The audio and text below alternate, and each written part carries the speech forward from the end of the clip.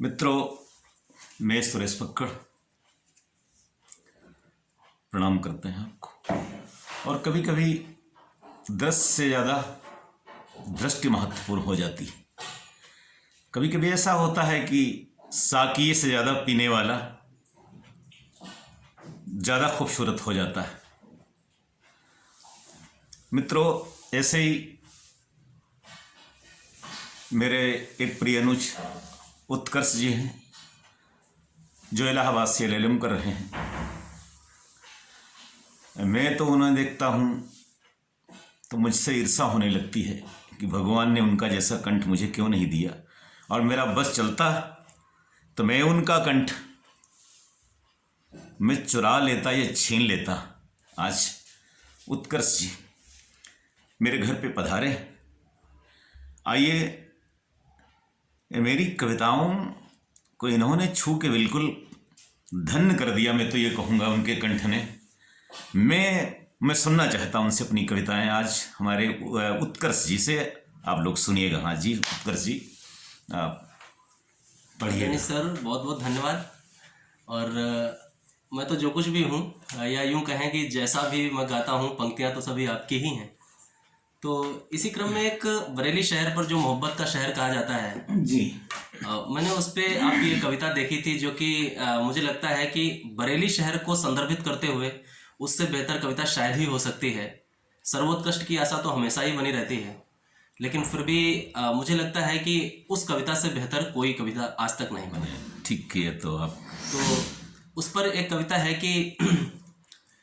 कि जिसको छू दे चमेली हो जाए, कि जो भी छू ले चमेली हो जाए, और कुछ भी कह दे पहेली हो जाए, कि कुछ भी कह दो पहेली हो जाए। और जिस जगह पर गिरे तेरा झुमका,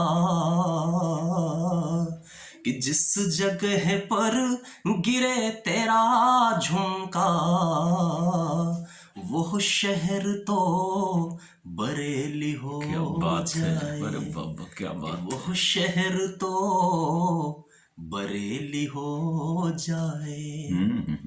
और एक अन्य कविता है जो कि ऐसे लोगों की के लिए शायद बनी है, या यूं कहें कि उस कविता को पढ़ के इस तरह का ख्याल आता है कि एक सुदूर बॉर्डर पर बैठा एक सिपाही, हाँ पढ़िए जो जी। कि देश की सेवा में रत है। और आज तो टेलीफोन का ज़माना है, लेकिन अभी आज के 10 साल पीछे अगर हम जाते हैं और इस बात को सोचते हैं कि लोग कैसे संचार के माध्यम से, किस तरह के संचार का इस्तेमाल करते होंगे अपने प्यार को जतलाने के लिए। जी जी।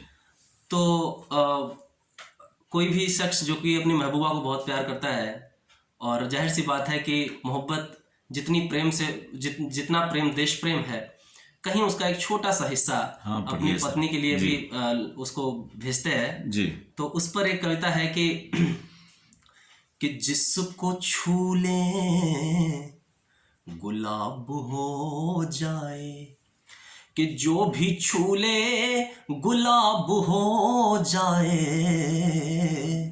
प्रश्न खुद ही जवाब हो जाए, कि प्रश्न खुद ही जवाब हो जाए। झील में अंजुरी डुबो दें तो, कि झील में अंजुली डुबो दो तो सारा पानी शराब हो जाए, कि सारा पानी शराब हो जाए। बहुत बहुत धन्यवाद सर। और पढ़िए मुक्तक, बस पढ़िए बगैर भूमिका। तो इसका एक अन्य मुक्तक है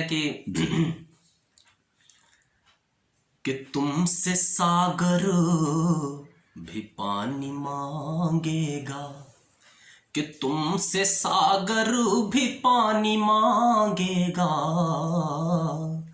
और पर्वत जवानी मांगेगा, कि और पर्वत जवानी मांगेगा, कि रचने वाला तुम्हें जो देखेगा,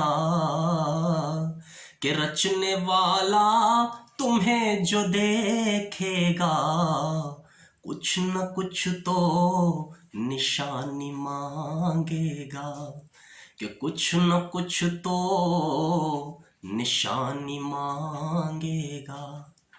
और इस प्रकरण की अंतिम पंक्तियां पढ़ता हूं कि कि पतझड़ों से बसंत हो जाए। वैसे ये पंक्तियां आपकी बहुत ज़्यादा फेमस हुई हैं और मुझे लगता है कि शायद ही हिंदुस्तान का कोई कोना होगा जो मतलब इस कविता को ना पढ़ता हो। ऐसा कोई भी कवि शायद मैंने नहीं देखा। बहुत मंचों पर ये कविता पढ़ी गई है। अरे नहीं, आपने पढ़ लिया तो मैंने मान लिया, हिंदुस्तान ने पढ़ लिया। कि पतझड़ों से बसंत हो जाए, हर उदासी का अंत हो जाए, कि तुम किसी वेद की ऋचासी हो, कि तुम किसी वेद की ऋचासी हो, जो भी देखे वो संत हो जाए, कि जो भी देखे वो संत हो जाए ना।